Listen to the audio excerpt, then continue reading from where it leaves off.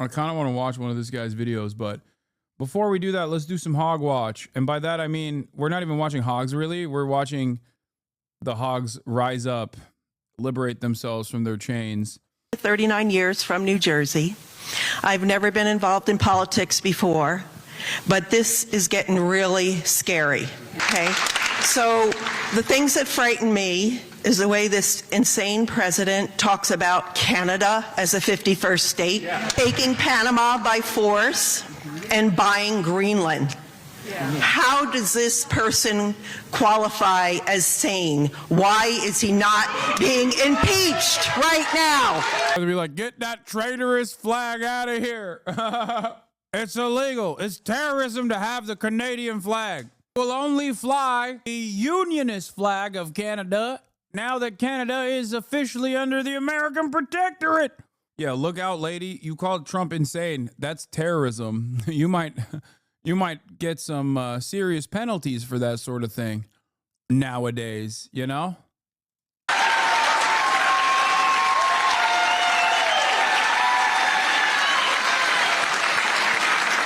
So, in short, I don't support us absorbing Canada. Canada, that would be like taking. Canada's been a good neighbor. Canada is much more liberal and left-wing than the United States. If we took Canada, taking Canada would be like taking another California. It would tilt things towards the Democrats. Oh, that's what's stopping you. Okay. Dude, what a brilliant. Yeah, the real issue is if we take Canada, they're too libtard. We're just going to be liberal. That's unironically the reason why we didn't seize more Mexican territory back in the day, because people were so racist. They were like, that would mean we would have to live alongside more Mexicans. We don't want that. Yeah. If we took Canada, the Republicans would never have control again. So we don't want that to happen. On the other two, if we could get Greenland peacefully, I'm all for it, and we should have never given up Panama. This is a question that comes from Barbara and can serve as our concluding question for the night. Regarding checks and balances between the different branches of government. Given the trajectory of the administration, the continued agreement of the Republican Party, is there a line in the sand for you? That is to say, is there any point at which you might stand up and tell them no? What is? No. The answer is no. Let's be for real. I don't care what he says. We know the real answer is no. In the interest of your people in Eastern Washington, what is your line in the sand? Well, in general, I swore an oath to the Constitution. It's very serious to me. I swore an oath to the Constitution before I went to Iraq. I swore an oath to the Constitution becoming a member of Congress. I would say that I understand this room is different than the rest of Eastern Washington, but you guys, you are. So y'all are wrong. I think, and I'm not saying you're being, I'm not saying you're being disingenuous in your heart of hearts, but you have a perception that America is spiraling to some kind of constitutional crisis. And by and large, while I would have some disagreements with President Trump on some things like tariffs and some other issues, by and large, what people of America see, what people of Eastern Washington see, is President Trump delivering on his promises. And so, well, numerous town halls are scheduled to take place across the country, and if recent town halls are any indication, tempers will be running high. Here's Republican Congressman Michael Baumgartner's town hall in Spokane, Washington last night. Watch this. You have a perception that it's so cooked. Like in 2016, 2017, there was this attitude amongst the Republicans to at least like openly acknowledge that it was shameful. Like Trump was behaving in a shameful manner. They're so gone. Gone are those days, baby. And with no opposition whatsoever, the only thing you're going to see is just like voters actively freaking out. That's it. Yeah, I thought it was Spokane, but chatters are saying, no, it's Spokane. America is spiraling to some kind of constitutional crisis. By and large, what people of America see, what people of Eastern Washington see, is President Trump delivering on his promises. And Democrats are also feeling the heat from voters. Here's what one frustrated Medicaid recipient told Senators Mark Kelly and Ruben Gallego at a town hall in Scottsdale. We're trying to shield ourselves before we're wounded, and we don't know how. Would you mind telling your colleagues in Washington that when they're burning down this house, there's people still inside? My kid is inside. A lot of emotion and passions there. We're joined now by CNN Chief Congressional Correspondent Manu Raju. You know, Manu, typically during recess, as members of Congress are in right now, they hold these town halls, but you don't typically see this kind of fiery reaction. Yeah, you really don't. In fact, this reminds me a lot about 2010 during the old Tea Party wave, and as the Obamacare was being pushed through Congress, we saw Democratic members at the time really getting a lot of backlash from voters. This time you're seeing Republicans also in a lot of the cuts, spending cuts that have been happening, the DOGE effort and the like, a lot of anxiety among voters. Republican leaders have counseled their members not to have town halls because they're concerned about these viral moments distracting from their message. They contend that some of this is manufactured, but it's clearly some real constituent concern as well. There is also concern also on the Democratic side of the aisle, as you saw there from those Democratic senators from Arizona feeling some heat because members are not happy with their own party. We saw that from CNN polling this week about how they are held in such low regard among Democratic voters. And of course, this comes as it made this leadership battle that is facing Democratic leader Chuck Schumer, his decision to allow the government to be funded by this Republican spending bill, not block this, battling with the House Democrats as well. Earlier today, when he was asked about whether he would step aside, he made clear that he was going to stay as Democratic leader, said he was the best person for that position. What will be interesting today is Hakeem Jeffries, the House Democratic leader, is having his own press conference today. The last time he had a press conference on Friday, he was asked, does he have confidence in Chuck Schumer? He said, next question. What will he say today when he is asked about this very same question? We'll see what he has to say there, because Democrats are trying to get on the same page after this really messy internal battle. They certainly are. And the two leaders met on Sunday after that press conference. So we'll see if he changes his tune after meeting with Schumer. Thank you so much, Manu Raju. Wolf? And it's interesting that Manu still can join us here in the Situation Room because the House and Senate are in recess. Yes, we love having you here. Otherwise, you'd be chasing those guys through the halls of Congress. It's very nice to sit down every once in a while, Wolf. Good to have you in the Situation Room. Respect us! We already decided on it! This one's my favorite. This is the best one, especially because he's such a funny looking guy and his facial expressions throughout this process are hilarious. When they start screaming tax the rich, he's just like, I don't know what you're saying. A heated town hall. Whoa! Showing a lot of leftists out here. Hey, yo, chill out with these radical Black Panther Party Maoist third worlders out here. Yo! I didn't know Nebraska ran like that. I didn't know Nebraska was equipped with the revolutionary potential of a developing nation that has been undermined by global capital, Western Empire. I didn't realize these were the real Maoist guerrillas.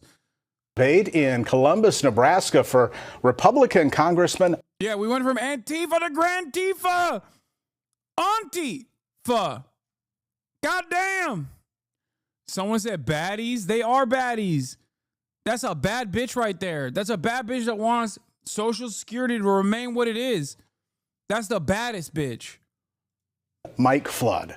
Politics, it can be passionate. It can also be polarizing. Tonight, all of that is on display as Nebraska voters want answers to real-life decisions impacting them. First Alert 6 reporter Bella Caracta has our coverage. As Republican lawmakers are being discouraged to hold town halls, Nebraska Republican Congressman Mike Flood powered on. So your proposal to solve this is to tax the rich. He's like, yeah, okay. So your proposal to solve the budget is to tax the rich. You so stupid. Coors Light Cowboy, thank you for the 20 gifted subs. I've been forgetting to ask you to subscribe. Subscribe! For $6 or free with a Twitch Prime. If you would like to support the show, you can get the new badges, also emotes, and the opportunity to send me links. That's right. Subscribe for $6 or for free with a Twitch Prime, or by getting gifted a sub. Nebraskans grilled Flood from Social Security to international relations. 20. Stifo Magnifico, the 5. Yes, Canada is a longtime important ally of the United States of America. This tense town hall is just a snapshot of politics across America, with others in North Carolina highlighting discontent with Republican political leaders for not pushing back against President Trump's cuts in federal funding programs such as the VA or support for Russia's Vladimir Putin. Would you agree that your constituents are the boss of you, not President Trump? I am accountable to you. For 90 minutes, about 400 Nebraskans attended the town hall. It's so funny that all of these guys have been like, these are paid actors. These are radical Antifa leftists. Like, that's what they keep saying about all of the people that go to the Republican town halls. And then you see the town halls and it's this. It's always this. It is the most this-ass town hall you've ever seen. One after the next. Like, when I look at this picture, I don't think like these are radical young college campus activists, okay? I think of the name Eustace, a name that no one is named anymore, unless it's a trans lady who decided to name herself that, okay? Nobody fucking calls women Eustace anymore. There's no Eustaces. There's no Gertrudes. They're in the room. This is the Eustace. This is the Gertrude. This is the Beatrice, okay? That's it. This is the Ethel, the Agatha. They are the ones who are yelling. Ain't nobody's naming their fucking children these names anymore. You know the last time they did that, last time a person was named that was basically pre-civil rights, okay? If your resistance movement is comprised of people that are named Ethel and Eustace, then yeah, it's not fucking woke college campus activists. Trans girl erasure? No, I already said that. The only people that are named Ethel or Eustace or those like old school ass names is trans ladies now. Okay, that's it. That's it. Many taking aim at Congressman Flood. A great majority of Nebraskans and those in the 1st District voted to elect Donald Trump president in this state. To many voters, what's happening seems like chaos. For Jeremy Aspen, he says he doesn't recognize the Republican Party, a political party that had always been part of his life. At a certain point, you just feel like it isn't a fit anymore. This week, the Omaha man switched parties. It's a lot easier when the ground shifts under you. What did it mean? Dude, it's so funny. Like, Nebraska is such a tiny ass fucking state that when one guy in Omaha changes party loyalty, it makes it to the local news. I love that. Like, what the hell, man? This Omaha man changed party affiliations. But is it far too late? What the fuck? To be a Republican for you. Individual rights and freedom, especially free markets. Aspen, what? Talk about your real country, you shill. Dude, I did for hours in the beginning. Will you talk a bit about Hassan? Been a big fan of Turkish immigrants to America living on the East Coast who are visiting LA. Would be cool to join the stream or something when we're there. Love politics/comedy. Did politics at Harvard, not to brag, just to get your attention. Show some love to the Turkic Americans, maybe. I don't know. God damn, dude. All that Harvard education, and you couldn't even fucking figure out to search, to Google, to go to the VOD, to see if I actually had covered this thing. That's crazy. Talk about it when I'm here. Yeah, that's basically what this is. It's like, you might have covered it, but I wasn't here, so you might as well have not covered it. I have no object permanence. Was a member of the Douglas County Republican Party, the Nebraska Republican Party, and a delegate to conventions. Now he's a Democrat. Why register as a Democrat and not nonpartisan or libertarian? If you're going to affect real change, I do think mechanically it just works if you work within that two-party system. In Omaha, I'm Bella Caracta, First Alert 6. Aspen now believes Democrats have an opportunity to shift back to center. We want you to show fight, and you are not fighting. See, that's a lib right there, okay? That right there, you can tell he put some stink on it. Like, That is a lib right there, okay? Fighting! At this town hall in Forestville, Maryland, Congressman Glenn Ivey got a healthy dose of the idea that even a friendly crowd can turn on you, and on a couple of occasions Yeah. We need to shift to the center right now. It's real centrism hasn't been tried. Real centrism has never been tried. If real centrism has only been thwarted. Real centrism is not something that simply fails. It can only be failed. Real centrism has never been implemented because the CIA always thwarts the efforts of doing real centrism. One day we will have real centrism. America will be a real centrist, a transitional centrist state with American characteristics. Okay. One day we will have the radical centrism that I wanted. Okay. I wanted always and forever. It's just not here yet. It will get here one day. Okay. Centrism cannot fail. Centrism can only be failed.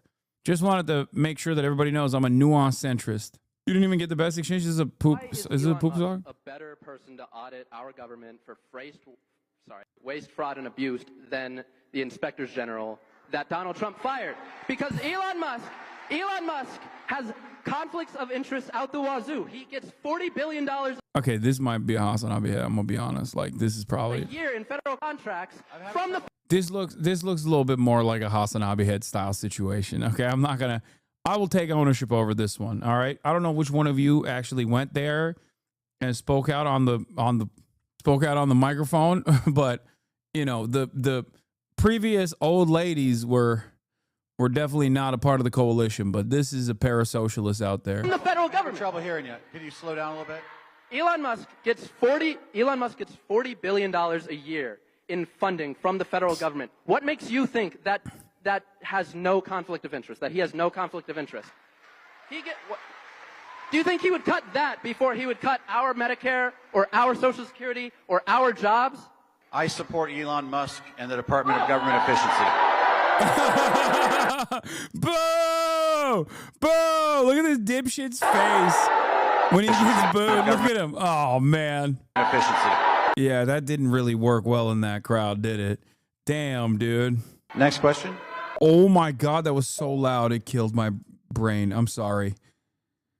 Online public comment on Delaware 2B21 off to a hot start. Let's see what this is. Fascist Nazi billionaires are taking over this country and firing federal employees en masse and trying to annex Canada and arresting dissent, blah, blah, blah. And this bill gives billionaire Nazis more power and not less power. Nazis are taking over and we're actually leaning into it. This is somehow dumber than what Cuck Schumer did. And no matter what you say, it really is because Elon was here a while ago. Because you're like, Daddy Musk, tell me what you want. I'll pass your bills. I'll suck your toes. I'll carry your babies. I'll sig hail, but not really. All of you who voted for or will vote for this garbage, you are a traitor, not only to the state and nation, but humanity itself. Objectively speaking, the world would be better off had you never been born. But it's not too late. You can still Bud Dwyer yourselves. At least I would enjoy watching that. So, yeah, let's go with that one. Motion to adjourn. Can I get a second? That's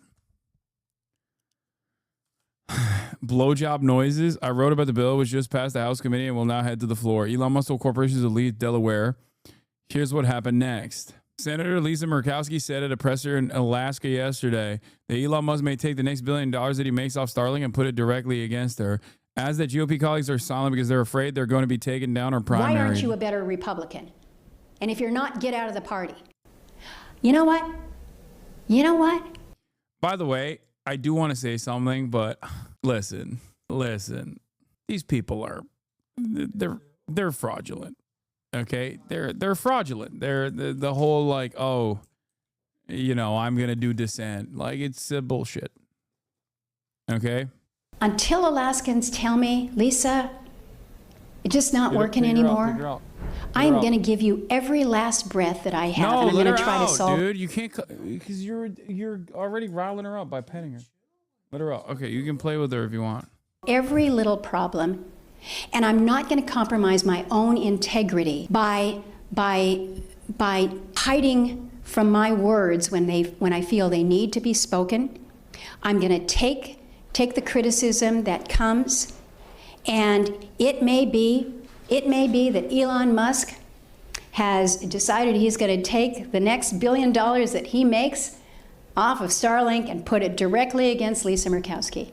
And you know what? That may happen.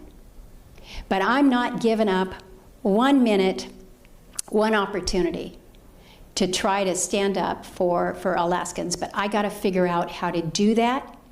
And I need Alaskans' help to tell me what they're feeling so that I can help deal with that. It is, you know, I don't mean to be critical of you. You and I, we can spar at these things, and I actually like the engagement. Boo, I don't care. Fucking actually put up a strong opposition. If you have any sort of real ideological commitments, get out of here. Tom Tillis released new voicemails, but it might be too spicy for the stream. I'm just calling to let you know that I listened to the Raleigh News and Observer. Why does Tom Tillis keep posting his L's like this? It just like it doesn't make any sense. He's just like, yeah, that's right, I'm Tom Tillis, and all of my constituents want to assassinate me. Here are their words. And it's just like why? Why are you posting this? Everybody feels this way, and you're just it's only gonna get worse. You know what I mean? Hello, my name is Tom Tillis. all my constituents want to assassinate me in increasingly more violent ways that they describe in gruesome detail. They also keep saying where their home addresses are, what their occupation is, basically goading me to call Secret Service on them. It seems that many of these, the average age of my constituents that keep saying death threats to me seems to be around 55 years old, as in the primary age for being an active voter for either party. It seems odd that they are so careless in the way that they are doing death threats. I do not understand it. It must mean that they're being brutally honest about their hatred for me. Now, of course, for legal reasons, we disavow. This is unacceptably violent rhetoric. I mean, how could people get so angry? That's right. That's a great question. How could people get so angry? Their short video where they released some of the threatening phone calls and messages that you've been getting. And I just wanted to let you know that has just been absolutely the joy of my week, listening to those. My favorite one was the really old guy who threatened to, I think he threatened to bash your head in with an axe handle. That one was hands down my favorite. But anyway, that was the most joy I have felt in weeks. So if you could please release some more, that would be awesome. And the comments that supported that video were just, they were just chef's kiss. How did he see this and not realize like this is having the opposite effect? They were so good. I saved it so I can listen to them over and over again and then read the comments. It's so good. So please keep releasing those. Keep those coming. It's giving me life, and it's about the only thing these days it is that you're doing. So keep them coming, and I'll look forward. Yeah, I immediately looked for comments after she mentioned the comments. Comments turned off. Oh God, it's so loud. Fuck. You, Tom, any of you who work for him. You guys forgot free speech was a thing. I hope Tom gets. I might drive to North Carolina and shoot him dead in the streets like the. Okay, the problem here is that's not protected speech. Okay, that's not protected. You cannot. Okay, here I'll give you an example. You cannot say that as a constituent you are going to go and shoot Tom Tillis in the streets like the dog he is. You can't say that. That is not free speech. It's funny, but I disavow. You can't say that. You will get a call from Secret Service. The dog he is. He's scared of death threats. We're scared of the way he is going to turn our country into a by taking bribes and siding with the oligarchs. I hope Tom gets kidnapped and his wife and children and his children's children get tortured in front of him, I might come do it myself. You're all going to die. Tom's going to die when the bullet hits his brain and he drops to the ground and the blood starts pouring out of his head. All the patriotic. It's so crazy because I get all of this. I am a recipient of gruesome death threats such as this one all the time. And it's pretty funny because like I always want to, when I look at it, I'm like, what direction will this go? You know? What direction will the death threat go? This is unique. Like the whole, I will torture multiple generations of your family, your next of kin is pretty wild. That's like some Bible shit. And not even like new Bible, none of that woke Bible shit. I'm talking Old Testament. It's crazy. This guy definitely is getting a visit from the feds for sure. Americans will be thankful, cheering, clapping when his office blows up and everyone inside that is contributing along with him dies. All of us patriotic Americans will be clapping, joyous. I can't wait. I can't wait till Tom is dead. The time is coming. Look out. Hey, I saw you released all the death threats, and I just wanted to say, good for them. You guys deserve it. I hope you get more. I hope they get worse. I hope you are scared to come out of your house and leave your office, and I hope you do die soon. I just want you to know that the only thing I hope and pray for every day is your death. You have taken all of the hope, all of the will out, except to hope and will and pray that you die every day. I hope one of those people that sent you death threats comes and does their due diligence for this country. Every single day I wake up and I hope and pray that you don't take another breath. Have a terrible, awful day. I also hope everybody you love and care about, every member of your family, also experiences that same fate. I really hope that you either meet the guillotine soon. The guillotine. Yeah, she took time while on the walk to work to be like, here's a message for Tom Tillis. I think the reason why the beeps are so loud is because like if anyone enjoys this conversation, I feel like they're trying to make you deaf. You're like, oh, you wanted to hear the next drop of Tom Tillis death threats? Well, guess what? You're gonna get punished for it. Or have a come to Jesus moment where you realize that Marie Antoinette asked everybody in France to eat cake. And in comparison, we are not driving fucking Teslas. That's crazy. Yeah, I disavow, of course. These people are on your side, Jake. Remember that. Watch the first vid. I already did. It was filled to the brim with statements that I disavow, of course. In this town hall, the crowd did turn on him. The message that was sent by Democrats in Congress with the CR catastrophe was clear. It's not that you're in the minority. It's that you aren't even working together on a shared strategy. And that is failure. We are not interested in hearing that you are in the minority. We know that. We want you to show some of the backbone and strategic brilliance that Mitch McConnell would have in the minority. Thank you for being polite with us, but when it comes to fighting these fights, we need you to be a little bit less polite, a little bit more hell no instead of a little bit no.